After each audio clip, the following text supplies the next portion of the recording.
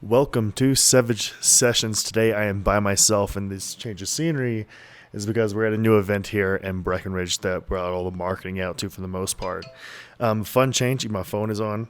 I just realized so when Kayla texts me now, this thing goes straight to message. So if you'll hear that, don't get too mad with me. So what I wanted to focus on is the single episodes that we have with myself like this, and specifically like the format that we're going to follow in the future.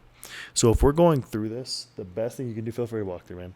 Feel free to go ahead and send the questions that you have in, and I'll be more than willing to answer those. It seems like that's been a big trend with students coming out and asking for support recently.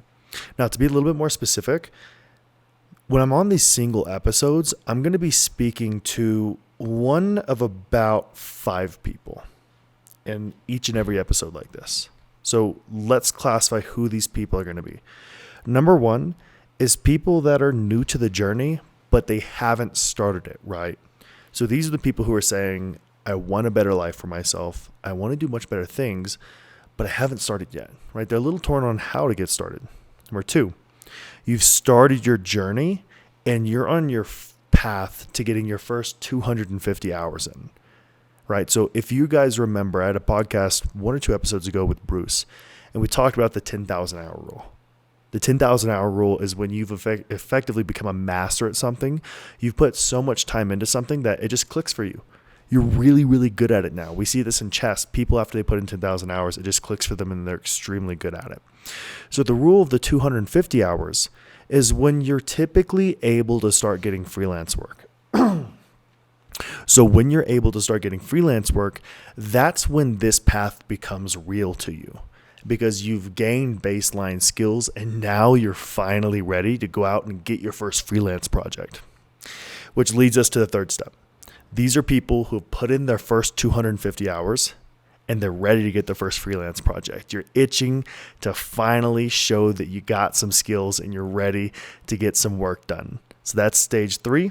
Stage 4, you're getting your first entry-level job. Now, I'm calling this level 1 job placement. Okay, because this is literally the terminology we use at Devslopes. These are people who are ready to go get, for our web development program, a React level job, right? They're not going to go get a full stack job, but they can get a React level job. And I would say like salary expectations for this will range between like 60 to 75,000. And this is probably going to be in about 500 hours. I would say your average person, we're looking about 8 to 10 months for this to actually take place. Now, something I didn't factor in is if you're going through freelance work, things like that. But we're gonna put here about 8 to 10 months. Now, the last part is getting your level 2 job. These are your jobs, 75 to 90,000 most likely, and you're looking at about 14 to 16 months. So these are the demographics we're going to be speaking to. And in today's episode, we're going to be speaking to the people getting their first freelance project. Now, what made this really exciting for me today to want to talk about is I was speaking with my sales team this morning. And one of the things they were talking about was, Nathan, how does this process work? How did it come to be? And I think for us to understand this really, really well, we then have to understand what was my story in making this a reality. So we're going to turn on the time machine. We're going to go back a little bit in time, and we're going to look at that. And it's so funny. This has caused me to have to think about all the small jobs I had. So we're going to go back to 2014. I graduate high school. At this time, I was personal training. My brother helped me buy my first personal training certification. It was such an interesting time of my life. I go to college for my first semester. I'm there. I drop out after a semester, not because I was this entrepreneurial guy or anything along those lines. I just didn't think it was the right path for me at the time because I didn't know what the fuck I wanted to do. I had no idea what I wanted to do in life. So I leave there, get a job at Olive Garden, right? So I'm working at Olive Garden and I get a job as a personal trainer. Things are working well. And this is when I started getting interested in marketing, because as a personal trainer, I was making around like 12 to 1500 bucks a month, and I was really barely able to survive, right? It wasn't going really well. So as I'm learning about personal training, I would consider myself kind of in level 1 stage. I was listening to every single marketing podcast available, buying all the marketing books. I was living at Barnes & Noble 24/7. I was consuming an ungodly amount of information. And during this period, I think this is when my eyes started opening up, seeing what possibilities I had. And it's funny, this is where delusion started to sit in. See, I talk about this concept of delusion all the time. You have to be delusional to want to create a different life for yourself, because we have status quo, then we have who we want to be, right? We have to be delusional to make that jump. You have to be different, which means you have to change.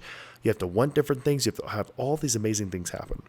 So that was kind of my jump to that process. Now, during this time period, I ended up getting a side job at and this is a really interesting story for all of y'all. I got a side job at a supplement company. And this is like a really interesting story I think everybody could take home. So the reason why I got a job part-time at this supplement company, because number one, I wasn't making enough money as a personal trainer, but I figured out, okay, if I work at this supplement company, who comes to supplement companies? People that work out. Okay, especially people who are brand new to working out. I can sell myself to them. So I was able to get some clients through working at this personal training spot, and I was able to also practice my marketing skills. So I was able to figure out how to send massed emails out to everybody, how to run their social media, all of these really awesome things. And that's where I kind of landed my first kind of contract gig. It's funny because when I go through this, that's when I realized that's what was my first freelance project, right? And it's neat. The way it took place too was really interesting. I ended up asking for $16 an hour, and I had that job for a total of 1 week before the guy reneged on me and said, actually, I don't want to do this anymore. So the way I got that job initially, right, was by creating an irresistible offer. And you guys are going to hear this as a constant trend when I talk about freelancing. The importance is to be as vulnerable as possible and to open your throat, right? So if you're listening to this, you're not going to be able to see it, but you want to open your throat and give them the chance to attack you. Make it seem like you are willing to do whatever is required to get that freelance project. And it's really important to understand when you are at the starting phase of wanting to get freelance work, you are not in the bargaining position. Like you can't be fighting for the cost per hour or anything along those lines, right? Because you're just starting. You're a little egg. You're a little baby. You're figuring out how this world works. So what you first want to do when you're starting this process off, this is the key. You want to position it to where what you're offering is so undeniable to them. They're like, man, this sounds great. See, the mistake that I made is I had this idea. I wanted to be able to work remotely. I wanted to make $2,500 a month. That's all I wanted to do, right? I wanted to do those two things. So I made this deal with this guy, and you know what I did is I got too greedy. I asked for too much. What I offered was completely reasonable, and we had our best months ever at that shop. I think he did $60K in a month whenever I started running those promotions. We had our biggest sales months. But the problem was it was too early. Right, we started getting good traction, but it was way too early in the process to ask for more, and I asked for more far too early. And it's interesting when I look at all the employees I've had, even with myself, the ones that I trust the most are the ones that focused first on performing great work and asking for increases in salary secondarily, right? Because it proved that what was at the top of their mind was doing great work. And that was the mistake for myself. When I wanted to get my first freelance project in marketing, I was way too greedy. I was so I was so excited. I wanted to get that $2,500 a month project. I wanted to get all these great things, and I was too fucking greedy. And it's so funny looking back and thinking about it right now. It was such a bummer. I wish it would have worked out. It would have been so cool, but life is what it is, and we have to move on. So during this time period, I thought to myself, okay, I have to figure this out more. So number one, I can't afford to keep giving this gym 60% to 80% of my earnings. So this is what I'm going to do. I have about 4 to 5 clients that are super loyal to me. So I'm going to start a personal training business separately. I had a client who was paying me like $600 a month. They had to move. So I negotiated a good deal with them to where I was able to get all of this personal training equipment. And I was able to go rent this place for like $400 a month. I think it had like 1,200 or 1,500 square feet. So I moved in this place, no AC, in the middle of the summer in West Texas. It was the worst experience of my life. It got up to like 110 degrees in there. During the winter, there was nothing keeping us warm. My dad went and bought this heater thing like this big to try to keep us warm. Worst experience ever. And so I was doing that, and I was maybe making around like 15 to 1800 bucks a month, so much less money than I was previously. And this is, again, where marketing started getting really interesting. This is where I started taking much more interest in, okay, I don't think personal training is for me. I tried it out. I want to go more down this marketing route. And this is, I think, where I learned the first really interesting lesson about marketing yourself as an individual, whether it's getting freelance work or anything. So one day I was handing out flyers, and a year passes, right? I think it might have been around 6 months, something along those lines. I get a call from somebody. So I handed out flyers for maybe 1 or 2 days, and I was so embarrassed about doing it. I was humiliated. This idea that, I'm having to beg people for money, that's how I felt. I felt like I was this fucking loser who was just begging people for money, and I was putting them on people's windshields and shutting it. And I knew for a fact I didn't want to do that shit. Right? When people put it on, if I caught somebody putting out mine, I'd be like, dude, take that shit. I don't want it. I'm not interested in it. And I was that guy to other people. I was such a fucking inconvenience, and it's still an insecurity to this day. I had my girlfriend make a joke to me the other day about this. I go to restaurants, and sometimes I'm like, hey, can you just go ask for the table? I really just don't want to talk to them, right? Because for some reason, I have this like weird anxious thing about doing it. Coming back to the story, I'm putting all these flyers out on people's windshields, and 6 months later, whatever the time was, I get this call back from this guy. And I couldn't believe it. I was like, you're calling me 6 months after he said he found this flyer. He said he wanted to talk to me, that he was interested in training. I thought it was a scam. Speak with him, became one of my best clients ever. I told this story in a little bit more details a couple episodes ago. But there's a really interesting story that you could take away if you're in the process of getting your first freelance project there. And that story is a story of opportunity, right? When you are first getting started, it is exclusively your job to put yourself in as many positions as possible to create opportunities for yourself. That's all you can do. You really can't do anything else, right?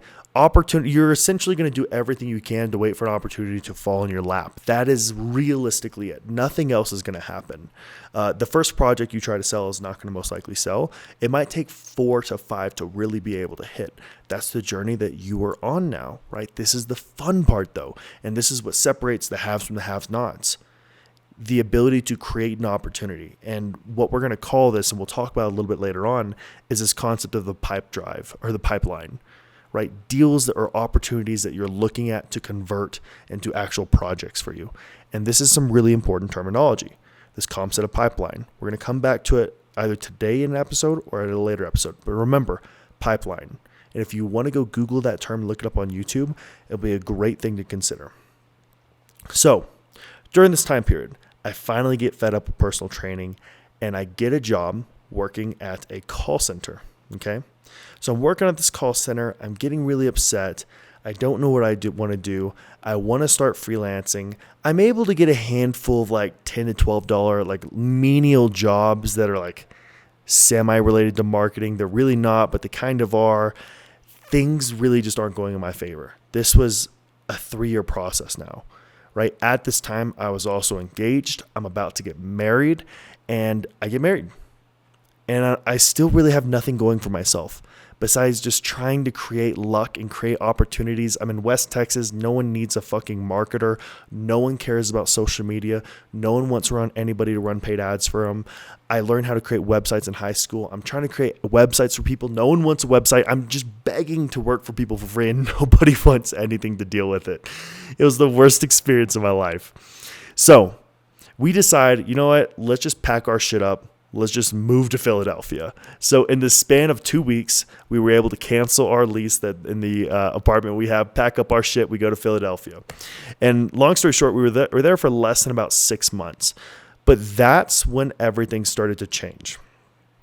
So I think it was within the first probably 3 months of being in Philly, I had to get a job. The first job I got was a door-to-door sales job, selling Verizon Fios door-to-door in the slums of Philly.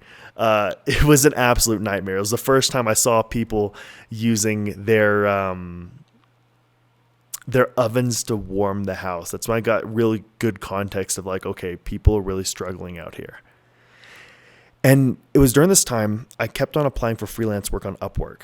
Now, if anybody knows my story and any students that are watching right now, you're going to see that I was the one that created the freelance training within Devslopes. And I have these really interesting templates. These are copy and paste templates that we use depending on where you are. Are you brand new? There's a quick bio one. There's a hyper specific one. And I forgot what the fourth one was. But these were templates that I had tried building over time. So what I did was I spent forever, the first portion of my life, trying to create the I'm new here proposal. And essentially what it was something along these lines. I understand, Steve, that you're looking for somebody to come in and help market your business, right? And I know that right now, all you need to focus on is what you're doing. Now, I want to be transparent here. I've been working my ass off for the past 6 months to 3 years to learn how to market. And what I'm looking for is an opportunity. So this is my suggestion for you. I want to make a 30-day trial. You pay nothing to me. Absolutely zero. And what I want to do is I want to look at the before and after pictures. If I'm able to produce something in 30 days that's a win, you give me a percentage of it. And this was probably the biggest takeaway of my entire career, focusing on performance-driven results. Fast forward, I finally figured this out, and the opportunity came around. The opportunity I waited for my entire life. Years of audiobooks, years of podcasts, years of books, years of just feeling like a complete fucking failure finally came to fruition. It was able to make something special happen. And it was a gig with Tony Robbins that I was able to win. And even looking back on it now, it's absolutely wild. And I remember the budget at the time, they're paying me $750 a week. Insane, right? So I was able to get this event. I was able to get this project. I think I sold out like 2 of his events because it's fucking Tony Robbins, right? Like that had I didn't have to do that much. I lucked out, right? Just like any of you, when you get these really first big projects, it's going to be luck, but it's going to be luck because you're putting yourself in a position to get in a good opportunity. That's realistically all this is. Your first freelance project is about trying to reach out your hands to as many people as possible to get a chance. That's all you want. You just want a chance to show people what you're worth.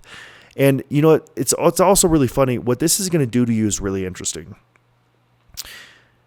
You're going to go through an interesting period of your life. For the first time in your life, you're going to be rejected more than you ever have. And you're going to feel like an absolute failure, right? Friends are going to make fun of you. Coworkers are going to make fun of you.